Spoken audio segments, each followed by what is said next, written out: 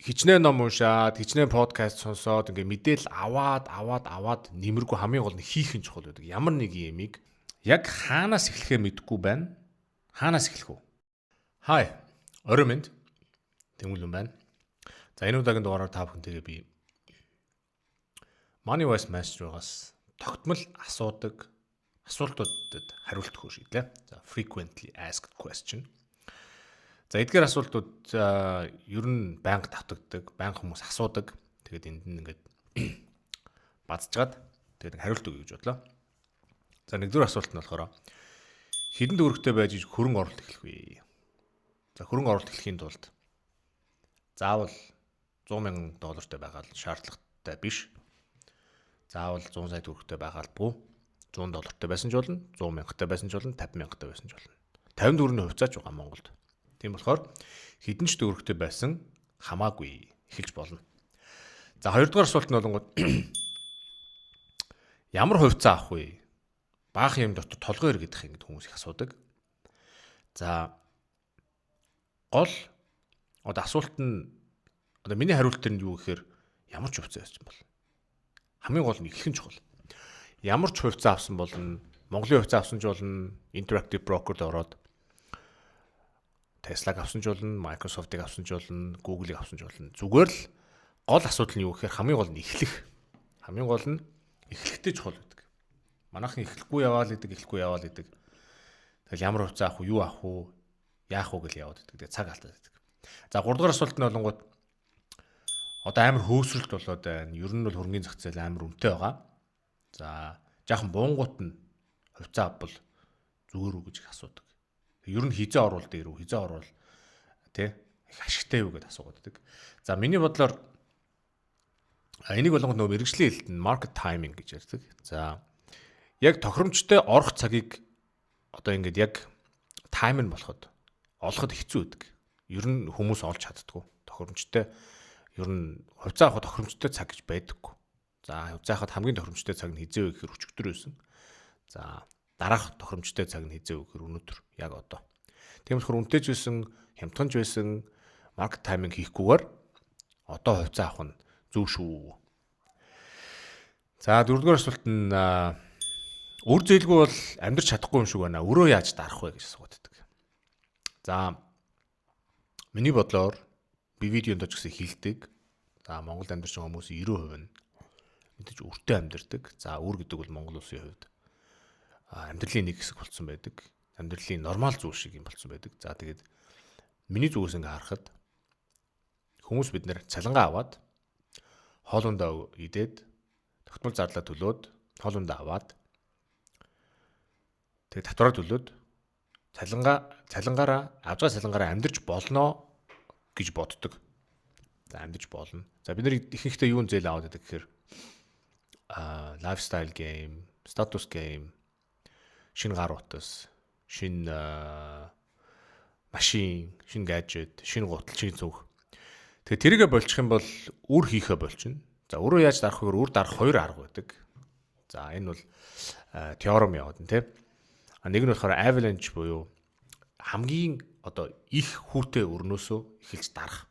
За тэр нь санхүүгийн хувьд маш давуу талтай. За нөгөө тал нь болохоор snowball system гэж байдаг. Snowball гэдэг нь болохоор нэг жижигхэн цасан бөмбөлийг уурлын уруур ингээд шийтгэхэд өнхрөө том болдог шиг хамгийн бага хүүтэй хамгийн бага өрнөөсөө эхэлж ингээд дараад том руугаа явах тийм хоёр арга байдаг. За тэр нь ямар давуу талтай гэхээр сэтгэл санааны хувьд нэг өрөө дарж дуусгах юм бол тийм сэтгэл санааны ялалт авч ингэж өөртөө жоохон мотивац өгдөг тийм ба.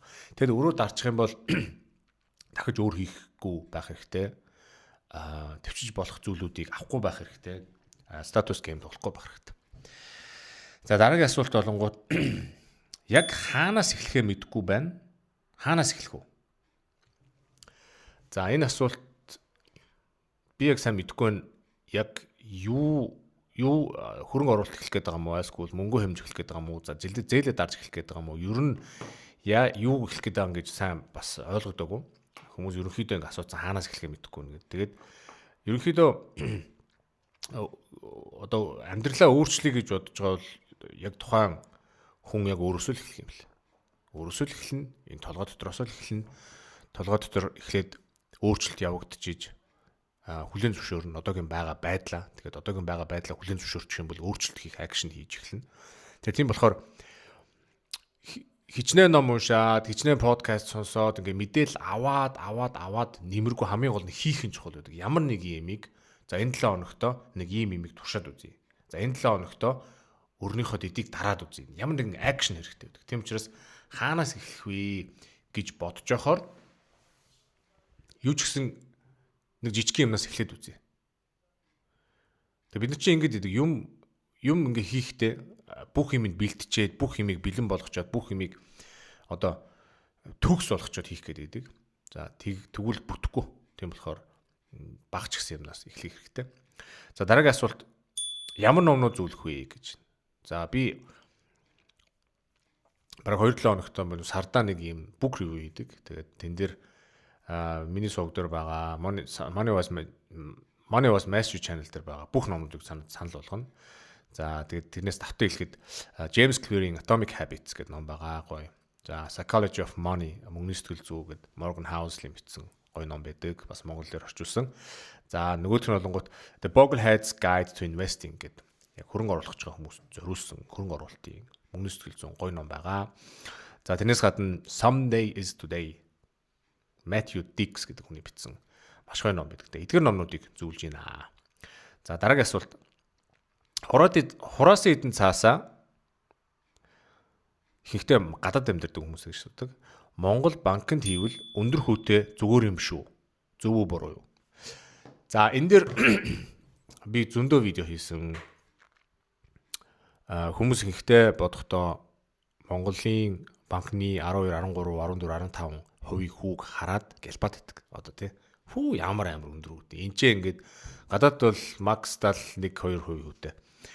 Ингэж банкнд ингэж хийжсэнс Монголд шууд Монгол төгрөгөөрөө хөрвүүлэн гутаа Монголд банкнд хийчихвэл ашигтай юм шүү гэд бодоод идэг. За энэ бол маш буруу бодол шүү. За нэгдүгээр Монголын инфляцийн түвшин 11.5% төрсөн. Яг одоогийн байдлаар.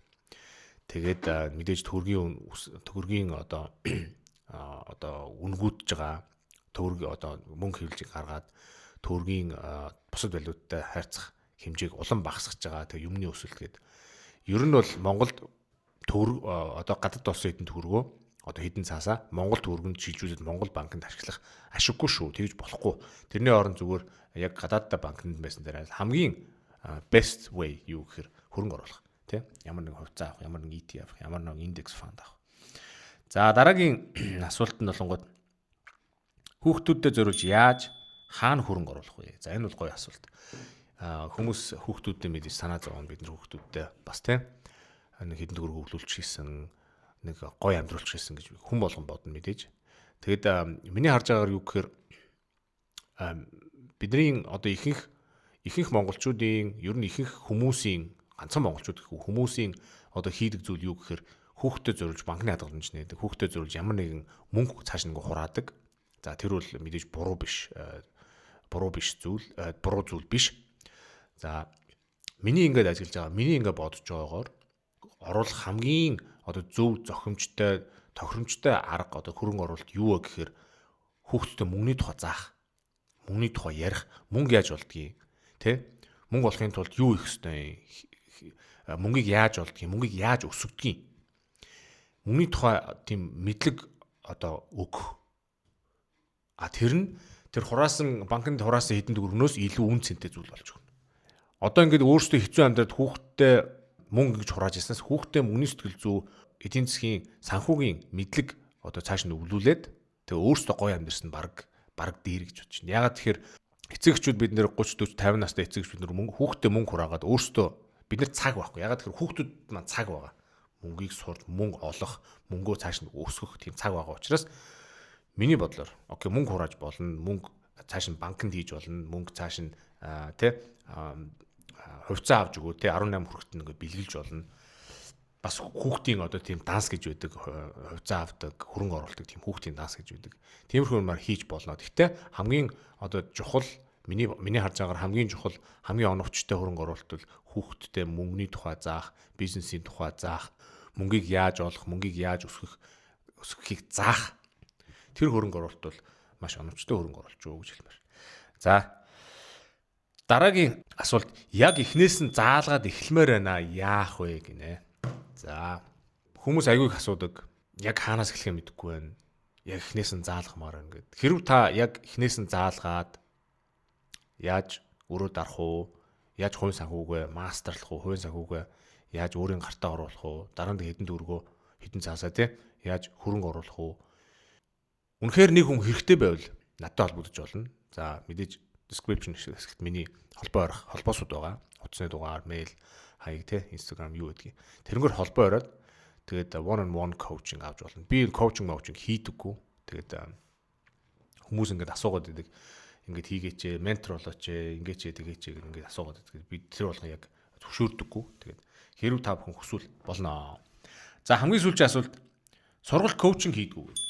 За баг адилхан асуулт түрүүний асуулттай адилхан асуулт. Сургалт коучинг бол хийдэггүй. Гэхдээ хүмүүс зөндөө асуудаг. Хөөш коучинг байна уу? Сургалт авъя, сургалт байхгүй юм уу? Тэгээ би нэг workshop хийж үзсэн. Тэгээд тэр семи амжилттай болсон. За би өөрөө маш их юм сурсан. Тэр хүмүүс хүсээд ингээд олон хүмүүс workshop хиймээр байна. Ерөнхийдөө ингээд мөнгөний сэтгэл зүй, мөнгөний тэ менежмент, ерөн хувийн санхүү юу гэдгийг яах юм, яаж юм тэрийг менежн болох юм. Ингээд хүсэх юм бол workshop хийж болно. Тэгээд үнэхээр надад үнэхээр тусламж хэрэгтэй байна. Ингээд яг коучинг авъя тэ ганцаарчлсан сургалт авмаар байна гэх юм бол мэдээж надтай холбогдож болно. Тэгээд харж агаад тиймэрхүү юм хийж болноо. За тэгээд энэ хүртэл хамт байсан та бүхэндээ баярлалаа. Эдгээр асуултууд бол миний одоо видеоны доор комент хэсэгтэр ирсэн одоо түгээмэл асуултууд байгаа frequently asked questions. Тэгээд та бүхэндээ хариулсан гэж найдаж байна. Та бүхэнд амжилт хүсье. Дараа уулзлаа. Түр.